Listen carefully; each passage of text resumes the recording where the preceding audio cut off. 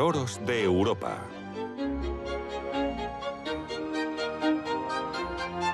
Noruega.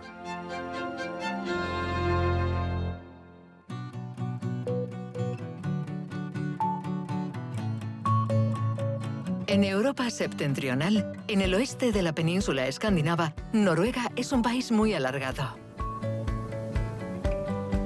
Sus 2.500 kilómetros de costa están bañados por las frías aguas del Atlántico y el Océano Ártico.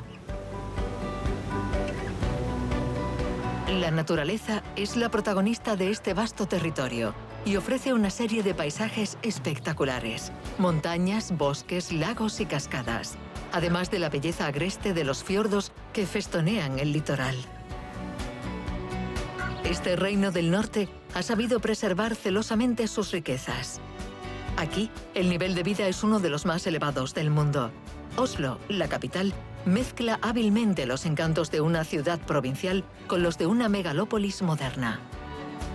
Más al norte, Bergen nos ofrece un viaje en el tiempo. En Noruega, los tesoros no están escondidos solo en la roca. Hay que subir una montaña para ver uno de los glaciares más espectaculares del mundo y comprender los retos del calentamiento global. Embarcar en un ferry ultramoderno o subir a bordo de un tren insólito para adentrarnos en el corazón de unos paisajes casi vírgenes. Noruega se descubre durante un paseo por el puerto de Bergen, en la encrucijada de las grandes rutas comerciales históricas del norte o al albur de los encuentros casuales con los habitantes de Oslo. Es difícil evitar los superlativos, pues los tesoros de Noruega fascinan y pocos son los que se resisten a los encantos del Gran Norte.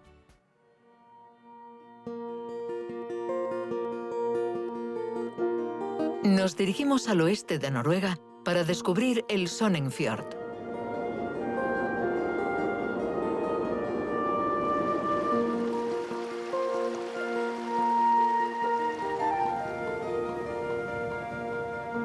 Es conocido como el rey de los fiordos, por ser el más grande de Europa. Penetra más de 200 kilómetros en el interior a través de un conjunto de acantilados que culminan en algunos puntos a más de 1000 metros sobre el agua. Su profundidad máxima es de 1300 metros. El Sognefjord tiene una docena de brazos principales. Uno de ellos, el fiordo de Nærøy, está declarado Patrimonio de la Humanidad por la UNESCO.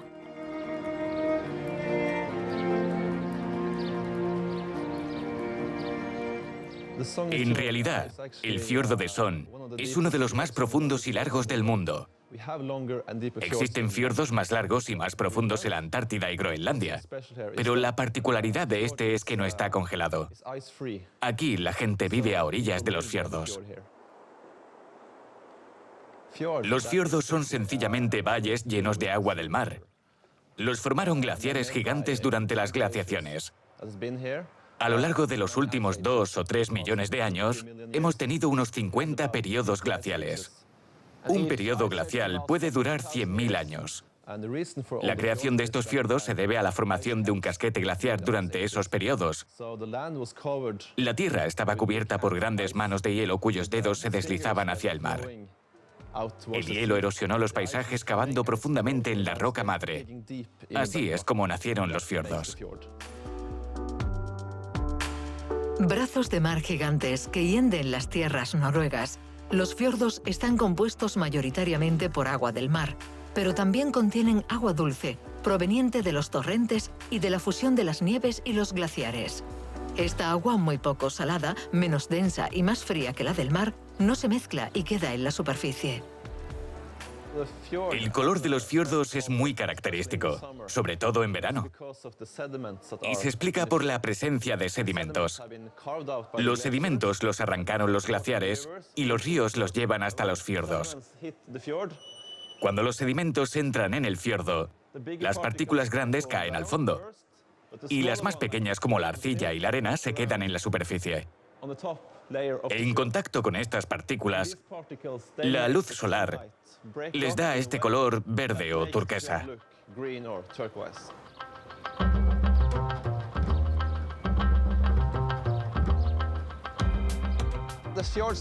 A simple vista, además de esos colores, los fiordos pueden parecer deshabitados. Pero bajo el agua hay mucho plancton. Y ese plancton es el que mantiene el equilibrio del ecosistema de los fiordos. Sin plancton no habría vida, y menos aún los animales más grandes. Las características de los fiordos noruegos crean un entorno ideal para la fauna. El Sonnenfjord está rodeado por decenas de pueblos, algunos solo accesibles por mar. Aquí, tener una embarcación es casi obligatorio.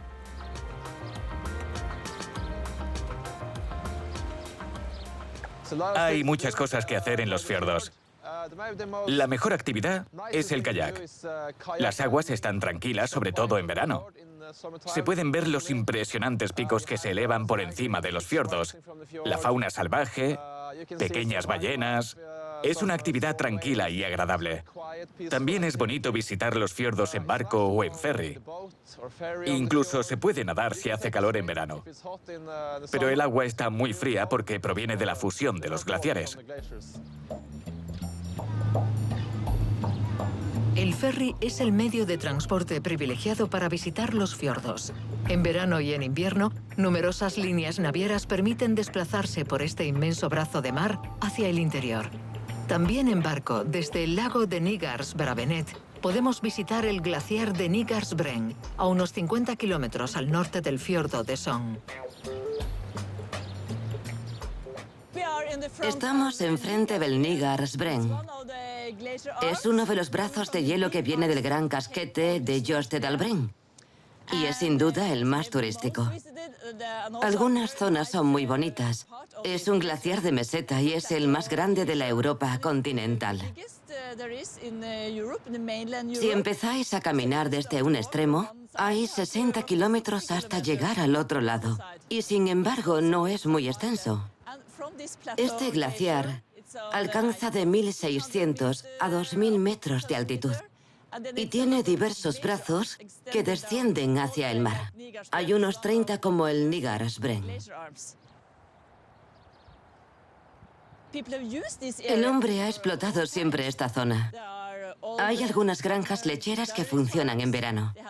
Ahí tienen al ganado y hay algunas casitas por los alrededores, no muy lejos del pueblo. Hace algunos años todavía se llevaba el ganado arriba, al glaciar, porque desde ahí se podía cruzar hasta el otro fiordo. En aquella época, si querías encontrar marido o mujer, tenías que cruzar el glaciar y buscar en el primer pueblo al otro lado.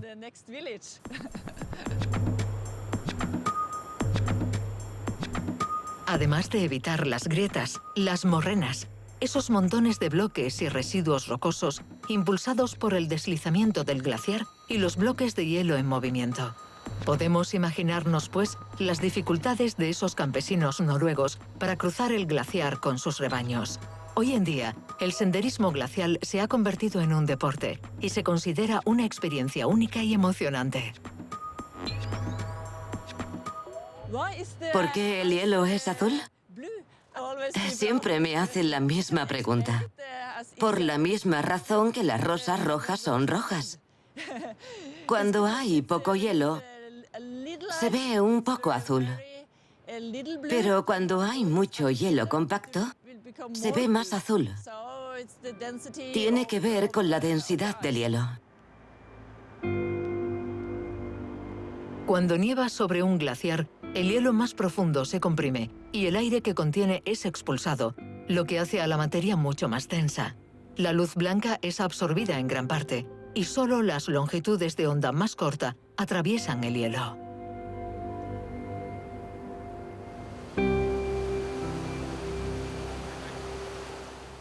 Toda la nieve que cae a lo largo de los años se termina convirtiendo en hielo.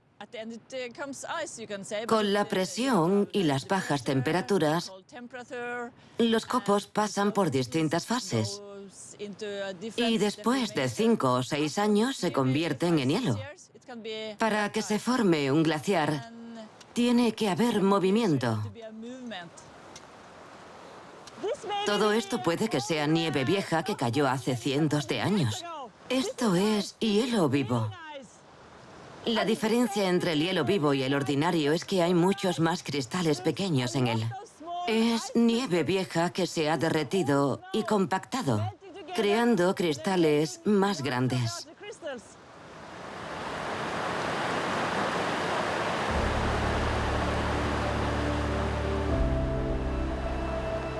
El glaciar de Nigarsbreen atrae a los amantes de la naturaleza, pero es también una fuente de energía indispensable para Noruega. De hecho, casi el 15% de la electricidad que se consume en el país proviene de los glaciares. Desgraciadamente, como en otros lugares del mundo, los glaciares noruegos no escapan al deshielo, en parte debido al calentamiento global.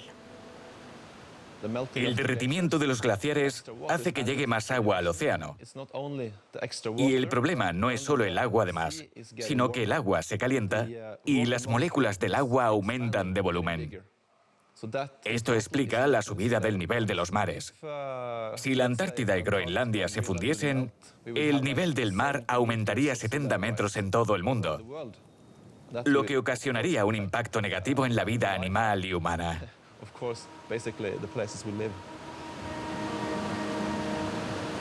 De momento, el glaciar más grande de Europa sigue ahí, dominando el fiordo de Sogn, donde el nivel del mar sigue estable. Y para aquellos que quieran atravesar sus aguas tranquilas, rodeadas de imponentes acantilados, la diversión está garantizada. Los tesoros de Noruega son, por supuesto, los fiordos.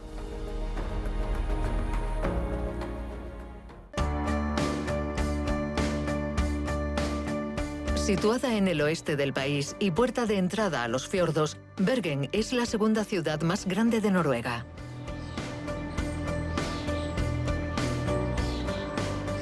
Ubicada entre dos colinas y protegida del mar por un archipiélago, es una de las ciudades portuarias más antiguas de Europa del Norte.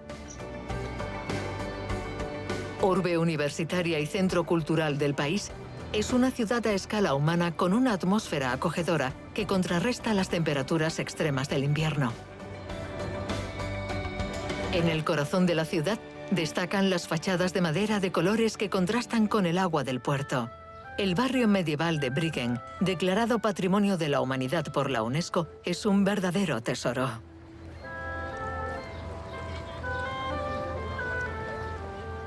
Nos encontramos en el corazón de la ciudad medieval. La villa se fundó gracias al comercio durante el periodo medieval noruego, que no se corresponde con la Edad Media europea. Después del periodo vikingo, la ciudad se empezó a desarrollar. En este museo encontramos los primeros edificios construidos, en particular el barrio comercial, donde iniciaron la compraventa de pescado seco que venía del norte de Noruega y que se vendía por toda Europa. Inicialmente, el comercio de Bergen fue desarrollado por las familias originarias de la ciudad, pero en 1349 la peste negra asoló la ciudad. Noruega sufrió más daños que cualquier otro país europeo.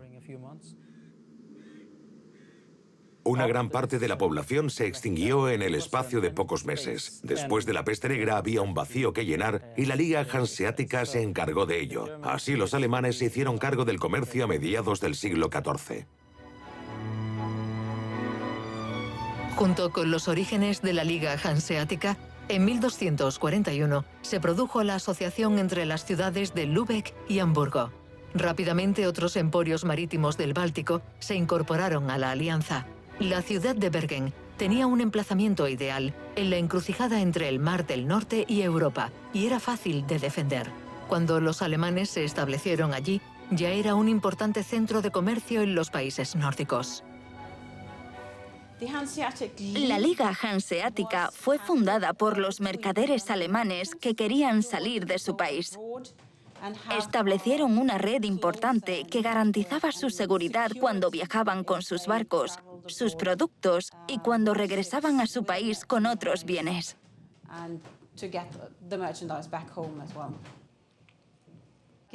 Algunos vivían todo el año en Bergen o se quedaban allí algunos años.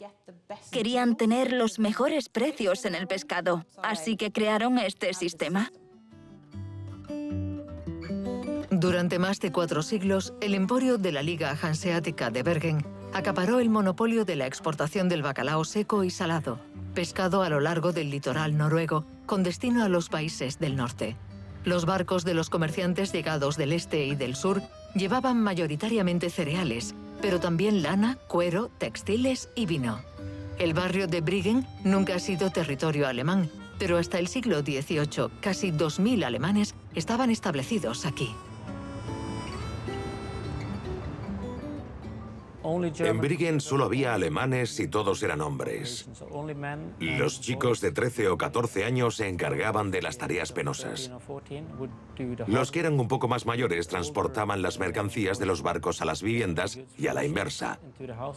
Esta zona también estaba destinada a la educación.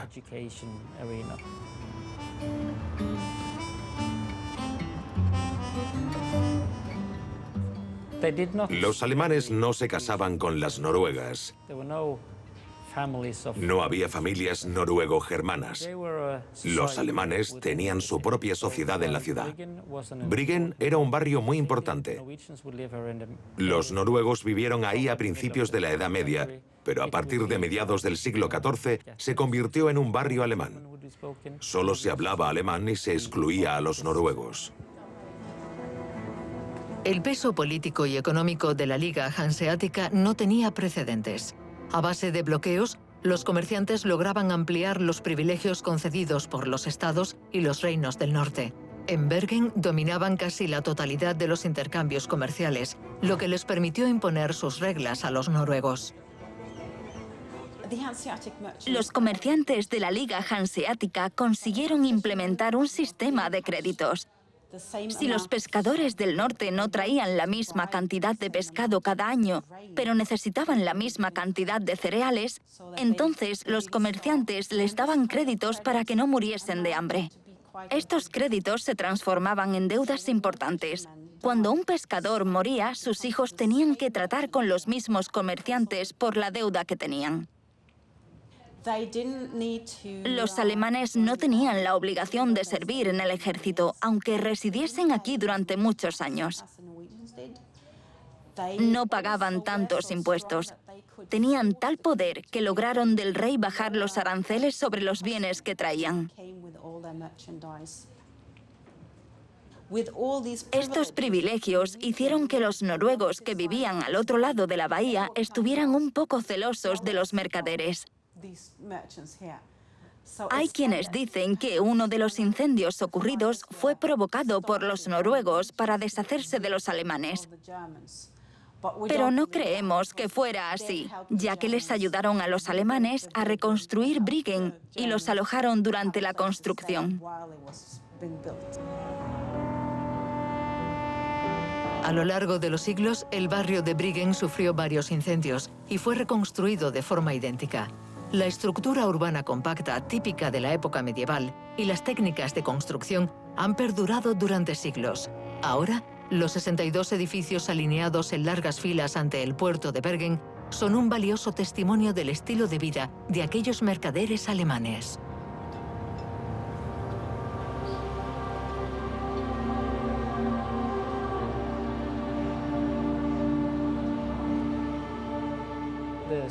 La iglesia de Santa María, situada detrás del barrio de Briggen, es el edificio más antiguo de Bergen. Se construyó a principios del siglo XII. Es una iglesia católica que fue construida con un estilo alemán, probablemente influenciado por Suecia.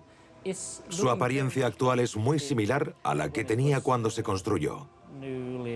Creo que si alguien del siglo XII volviese a Bergen, la iglesia de Santa María sería el único edificio que podría reconocer.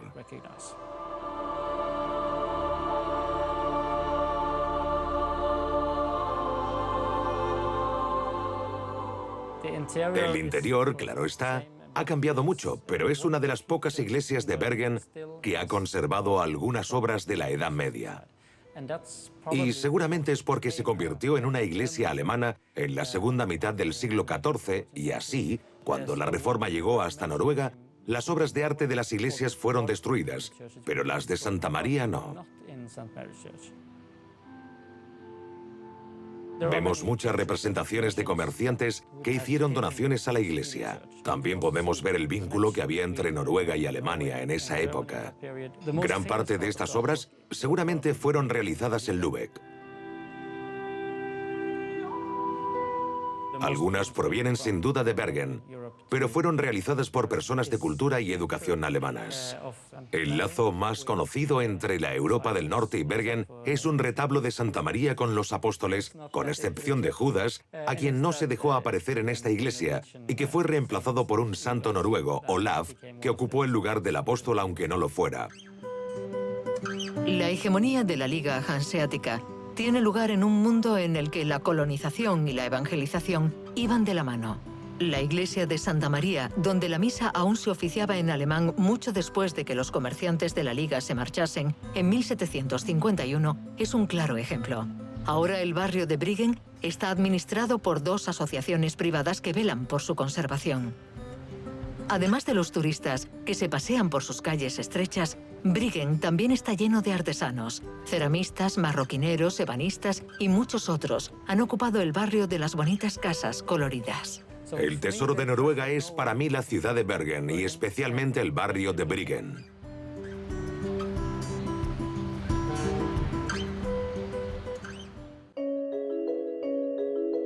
En el oeste del país, en el interior, al final de uno de los brazos de Sonnenfjord, se encuentra el pequeño pueblo de Flam.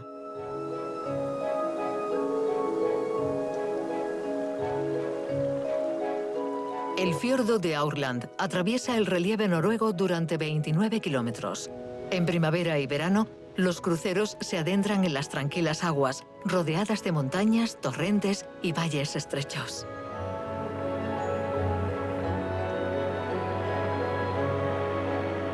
En el muelle, los viajeros entran en un pintoresco pueblecito, donde hay una importante afluencia turística. Al pequeño pueblo llegan más de 130 ferries, y algunos barcos son más altos que la mayoría de las casas. Pero Flam es conocido sobre todo por su estación.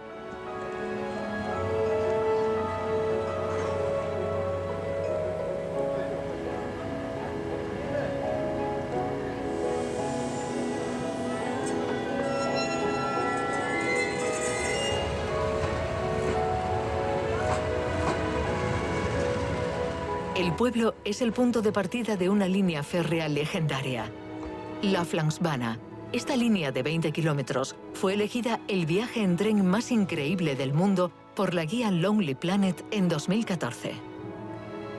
Rápidos, vistas sobre los fiordos y cascadas impetuosas.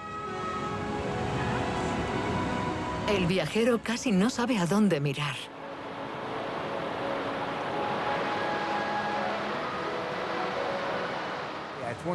Es uno de los sitios más turísticos y obligados para los turistas. Ofrece unas vistas fantásticas de la naturaleza. La línea funciona todo el año, durante todas las estaciones. En primavera es muy bonito. Se pueden ver las flores, cascadas, la nieve que se derrite en las montañas, el verde de los valles. En verano la naturaleza está preciosa y se pueden apreciar muy bien los paisajes, las casas y las granjas que hay durante todo el trayecto. En otoño destaca el rojo de las hojas en las montañas y en invierno el paisaje resulta muy exótico.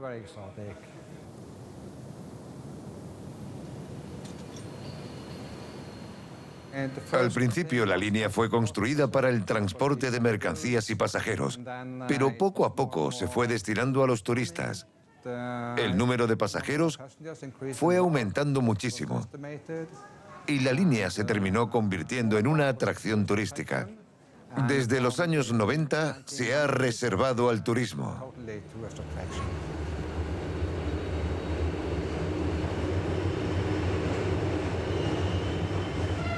Todo empezó en 1870.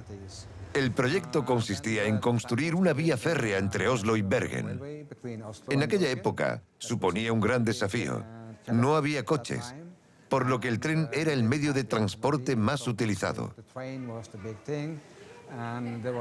En el Parlamento hubo muchos debates antes de iniciar el proyecto. El objetivo era transportar pasajeros, mercancías y correo entre Oslo y Bergen, y los barcos que llegaban a Flam.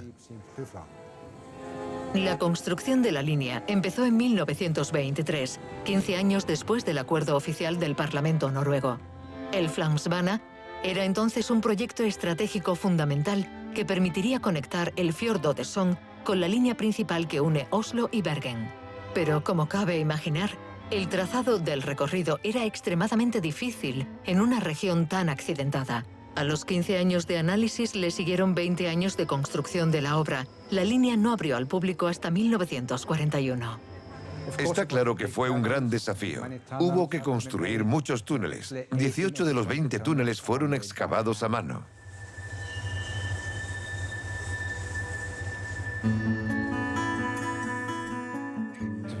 La construcción de los túneles supuso un trabajo considerable y muy difícil. A veces los mineros excavaban durante un mes para avanzar 1 metro. Un mes fue muy complicado. Algunas laderas eran demasiado frágiles para ser excavadas. Los capataces y los ralars, nombre que se les dio a los obreros de la línea, la desviaban entonces hacia el fondo del valle. Para evitar construir puentes, desviaban el río por canales subterráneos. Era muy difícil diseñar el trazado con los desniveles que había. Los ingenieros tuvieron que reunirse varias veces en Suiza para estudiar cómo los suizos construían sus trenes. Discutían sobre el diseño de las ruedas, de los cables o de la vía férrea. Finalmente, optaron por utilizar las vías normales. En los tramos con mucho desnivel, construyeron numerosos túneles para que los trenes subiesen en zigzag por dentro de la montaña.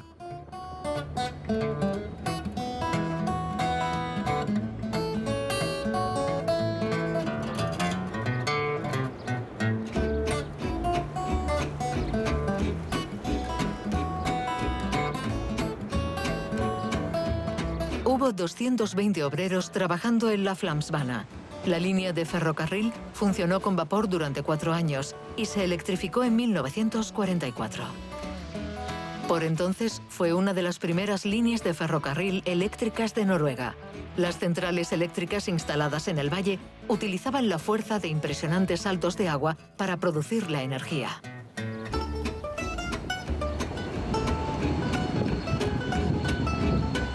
Los restos de la primera central aún son visibles junto a la cascada de Kjosfossen, que los viajeros pueden contemplar a mitad del recorrido. La electricidad producida en este valle se usa para la línea Flamsbana y también se vende al ferrocarril de Bergen.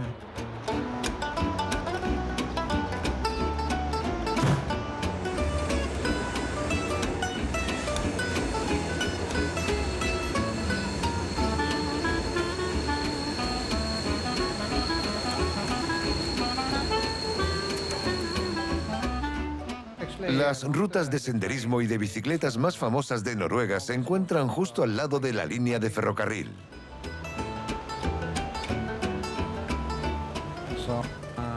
Se puede caminar o ir en bici a lo largo de las líneas de Bergen y Flamsbana.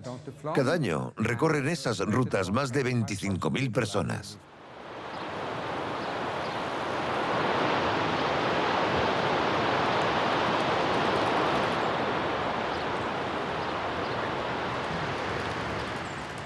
La temporada de bicicleta es de julio a septiembre. Antes de julio todavía puede haber nieve. En las montañas hay nieve durante mucho tiempo. La excursión entre Flam y Myrdal continúa sobre 2 ruedas o a pie por la ruta de los camineros. Los amantes de la bicicleta de montaña descargan adrenalina bajando por las laderas abruptas de la montaña. Empezamos en Flam, un pueblo precioso. Y la ruta sube desde 1 metro hasta los 80. Hay sitios muy bonitos por todo el valle y luego bajamos en bici.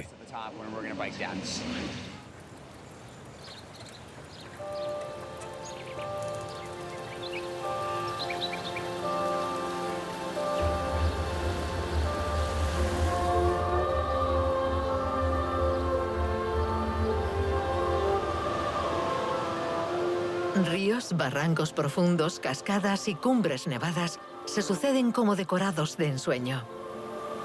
El viaje prosigue en el corazón de una naturaleza virgen y exuberante, en una tierra de leyendas. Aquí se cuentan historias de unas ninfas de los bosques llamadas Hulders. Apariciones misteriosas, cantantes encantadoras y temibles tentadoras, las Hulders forman parte del folclore noruego. Los pasajeros de la línea Flamsbana tienen la oportunidad de verlas en los alrededores de la majestuosa cascada de Kjosfossen.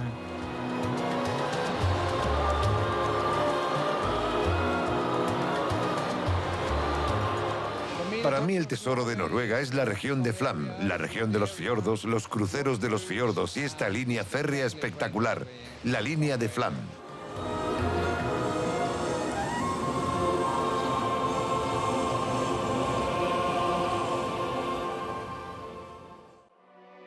En el sureste de Noruega, enclavada en un fiordo y rodeada de densos bosques, la capital, Oslo, se extiende sobre más de 450 kilómetros cuadrados.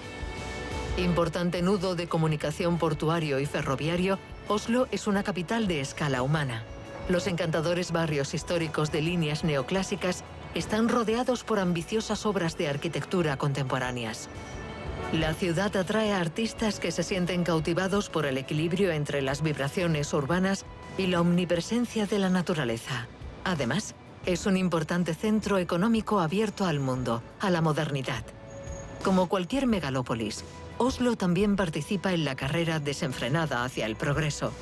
Una dinámica infernal que cualquier oslense desearía frenar. ¿Cuánto tiempo te quedas hoy? ¿Hasta que lo hayas vendido todo? Soy como la mayoría de los oslenses. Me mudé a Oslo y creo que Oslo es así. La mayoría de sus habitantes vienen a vivir aquí y se apropian de la ciudad. Esta ciudad es la capital de Noruega, pero no es una ciudad muy grande. No es suficientemente grande para considerarse una gran ciudad, pero no es tan pequeña para considerarse un pueblo.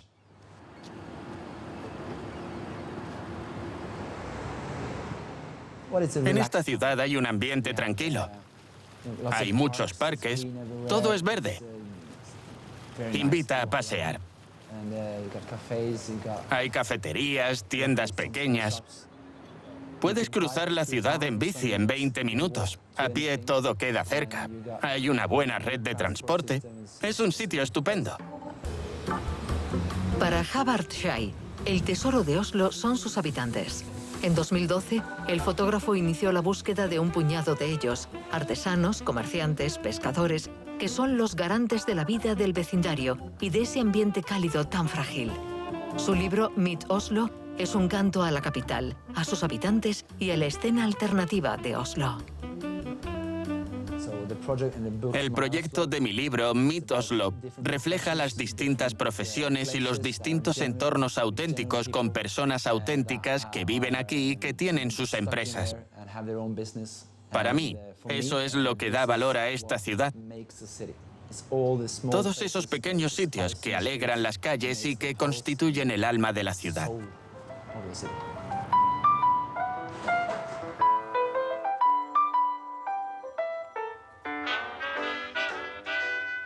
He escogido esta parte de la historia porque este es un sitio único. Todos estos objetos pertenecen a una persona. Y la persona que ha recogido todos estos objetos ha tardado mucho tiempo en conseguirlos. Es un personaje muy particular, una de las almas de la ciudad. Y yo he decidido instalarme en medio de todo este caos. Compramos y vendemos de todo. La vida de un anticuario es una aventura, si lo piensas. Existen muchas historias diferentes, muchos rostros distintos. Es una cuestión de personalidad. La gente que vende y compra desarrolla su propia personalidad. Entonces, por deducción lógica, yo soy un personaje. Muy bien.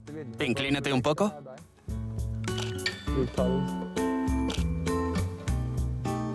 En mi libro muestro distintas profesiones. El que repara artículos de pesca, una tienda de artículos de ocasión, las cafeterías, carpinterías.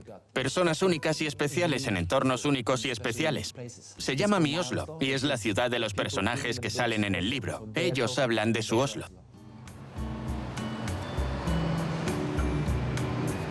En Oslo hay una fractura entre los barrios del este y los del oeste de la ciudad. En el oeste, el Palacio Real y el Parque Vigeland están rodeados de elegantes edificios neoclásicos. Incluso en estas grandes avenidas, Havard ha conseguido dar con una localización especial. Creo que es una buena guía para conocer los pequeños secretos escondidos de Oslo. Las pequeñas joyas. No es una guía turística como tal. No habla sobre los sitios que todo el mundo va a visitar, pero sí de esos sitios especiales que hay que buscar.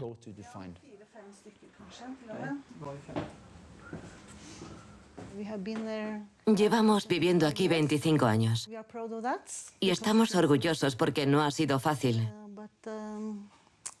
Hace ya 5 o 6 años que las cosas nos van bien.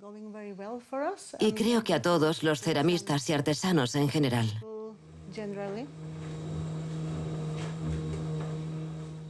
Para nosotros, cada día es una satisfacción. Y también agradecemos ver que actualmente a los jóvenes les gusta tener una pieza única en sus casas y que aprecian el trabajo artesanal y los objetos hechos a mano.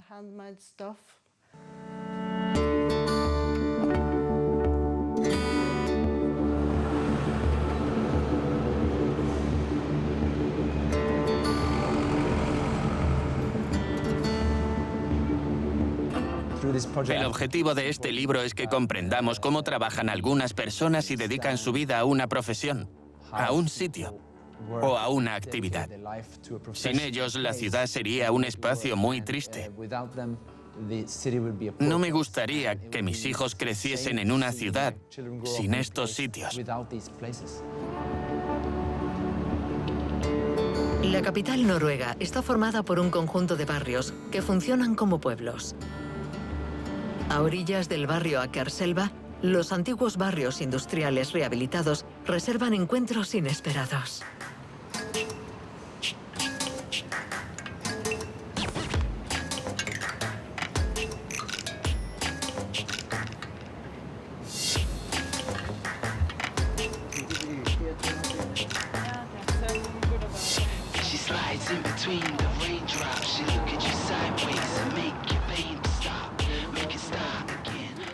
El proceso de realización del libro duró entre 2 y 3 años.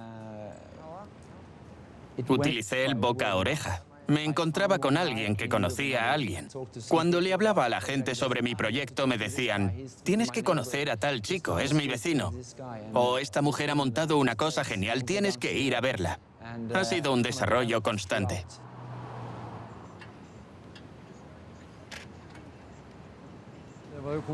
Fui ciclista de competición durante muchos años.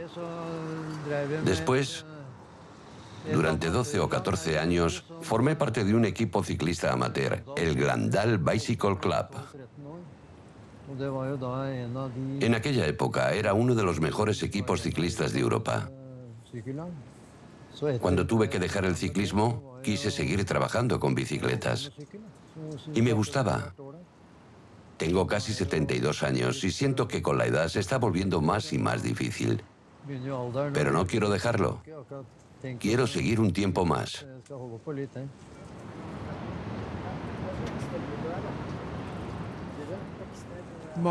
Tengo tendencia a decir sí a todo el mundo.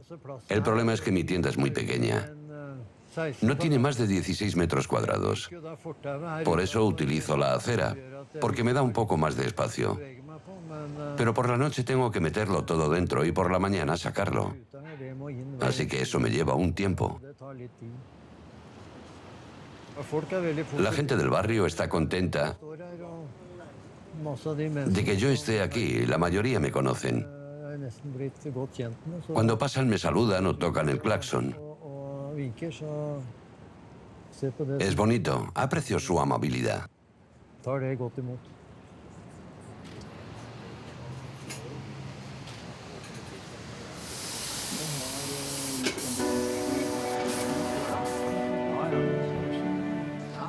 Para mí este proyecto ha sido una bendición. El proceso ha sido la mejor parte. He podido visitar localizaciones muy peculiares. No sabía qué me encontraría detrás de cada puerta. Entraba, saludaba y me invitaban dentro de sus casas. Me hacían un café con su cafetera rara y hablábamos. Yo saludaba al perro. El simple hecho de estar ahí, de ser acogido, ha sido increíble. En eso se basaba el proyecto.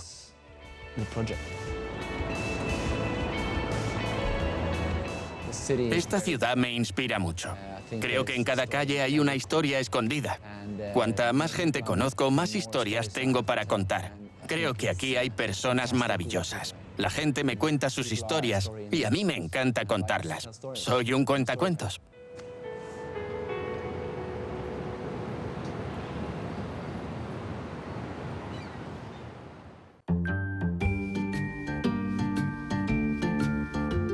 Nos dirigimos al sur de Noruega, al municipio de Kongsberg y sus minas de plata. La localidad de Kongsberg se encuentra en la parte meridional de los Alpes escandinavos. Esta cordillera, que se extiende hasta el Círculo Polar, se formó gracias a la orogenia caledoniana hace 400 millones de años, fruto de la colisión entre lo que es hoy América del Norte y Escandinavia. Kongsberg está atravesada por uno de los ríos más largos de Noruega, el Numedalslagen, con fama de abundantes peces, sobre todo salmones y truchas. Las monedas noruegas, las coronas, se acuñan aquí, y no es por casualidad. Para saber más sobre ello, hay que ir 8 kilómetros al oeste de Kongsberg, al pueblo de Sagrenda. Aquí abrió, en 1945, el Museo Minero Noruego, que ofrece al visitante un viaje en el tiempo.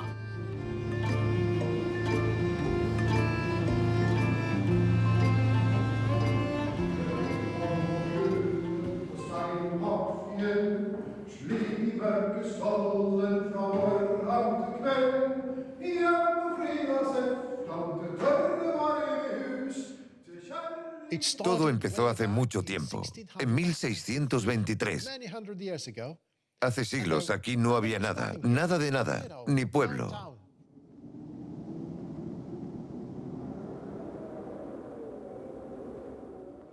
En los alrededores había granjas, y los granjeros tenían cabañas en las colinas, que es donde llevaban al ganado en verano. Un día, en el año 1623, dos chicos que guardaban el ganado en las colinas encontraron algo.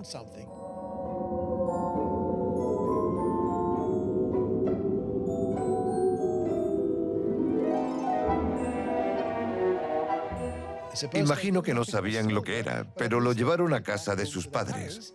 Los padres sí que supieron lo que era, plata. Decidieron empezar a hacer pequeños botones de plata y los vendían. Pero un día, el padre de uno de los chicos fue descubierto y acusado de robar esa plata. La situación era grave y se sintió en la obligación de contar lo que sus hijos habían descubierto. Después, las autoridades se lo contaron al rey Cristián IV de Dinamarca y de Noruega. Al año siguiente, el rey vino y fundó una nueva ciudad llamada Kongsberg, que significa la montaña del rey. Los noruegos no tenían las herramientas para extraer la plata de la montaña. Durante más de 2 siglos, después de la creación de la mina, traían a ingenieros alemanes para ayudarles, mayoritariamente de Sajonia. Por esa razón, la ciudad cuenta hoy en día con calles y minas con nombres alemanes. Los ingenieros alemanes contribuyeron notablemente a la evolución de las técnicas de extracción, muy rudimentarias y peligrosas en los inicios de la minería en Kongsberg.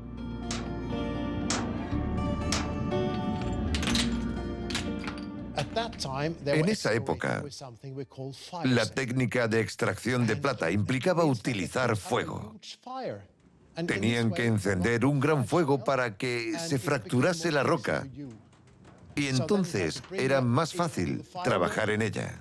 Lo que hacían era llevar madera, encender el fuego y salir corriendo para escapar del humo y el calor. Una vez apagado el fuego, el interior estaba a 60 o 70 grados y había que romper la piedra con un martillo. Tenemos descripciones que dicen que cuando salían, los mineros solo llevaban pantalones y estaban empapados de sudor. Corrían hacia el lago para beber algo.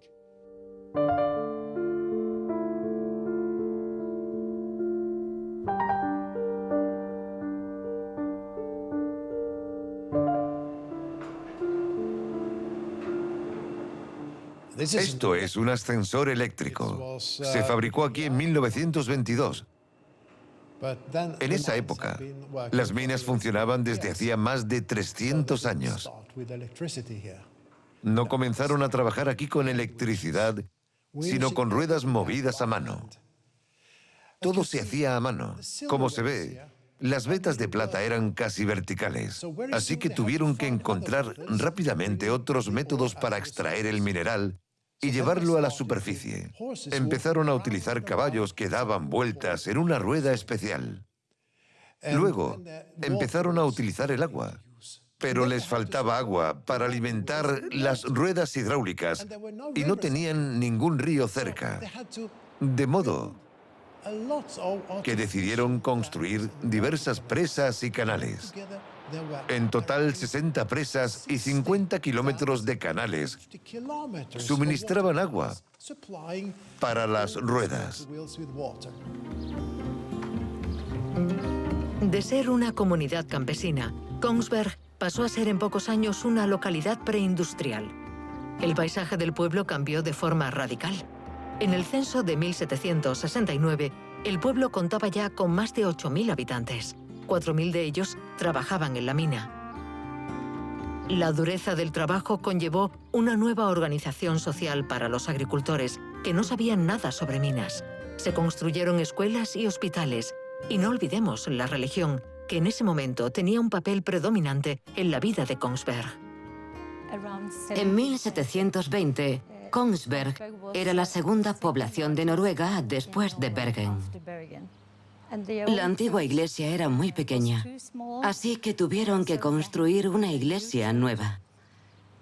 Esta iglesia fue un proyecto de prestigio. Se convirtió en la iglesia barroca más grande de Noruega. Fue concebida para acoger a 2.400 personas.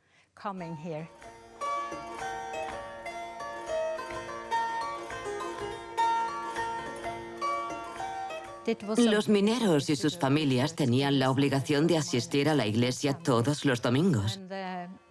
Cuando los mineros llegaban aquí después de una larga y difícil semana de trabajo, creo que agradecían entrar y ver las luces y la decoración de este precioso sitio. Creo que de alguna forma se relajaban cuando venían aquí.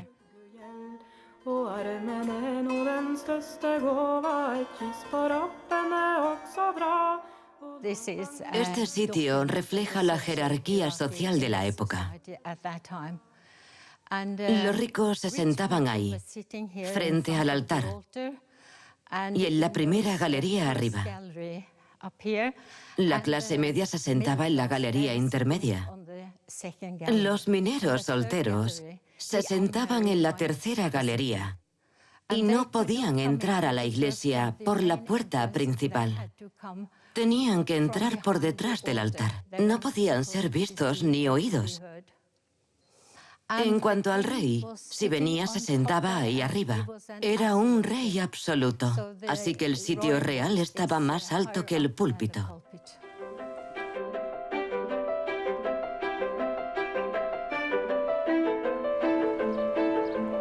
Con la guerra contra Suecia y el incendio que asoló una parte de la ciudad, la actividad minera disminuyó a principios del siglo XIX.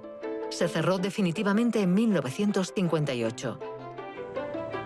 Durante los más de 3 siglos de funcionamiento, se abrieron más de 1.600 pozos y se excavaron 35 kilómetros de galerías, algunas con 1.000 metros de profundidad.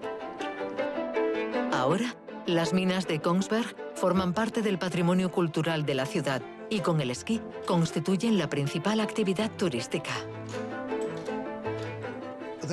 La parte más conocida y más importante del museo es la colección de plata en bruto. De hecho, se ha encontrado plata en algunas cavidades de la mina que se han cristalizado con unas formas increíbles. A partir de 1844, se creó una colección destinada a la investigación. En realidad, se trata de la colección más rica y más bonita de filamentos de plata del mundo. Una de las piezas más bonitas de la colección se encuentra en Francia, ya que fue ofrecida a Luis XV en 1770 por Cristian VII, rey de Dinamarca y Noruega. El tesoro de Noruega es la plata en bruto de Kongsberg.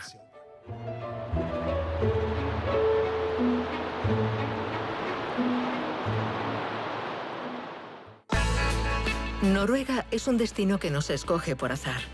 El viajero afortunado que se aventura en estas tierras del norte tiene que prever su presupuesto, pero vale la pena el esfuerzo. El relieve y el clima de este vasto país ofrecen unos paisajes grandiosos, ante los que uno se siente muy pequeño. Los noruegos sorprenden por su estilo de vida y su respeto por la naturaleza. Tierra de vikingos y rica en recursos mineros, Noruega también interesa por su historia, en la que los relatos de los marineros se mezclan con los cuentos populares.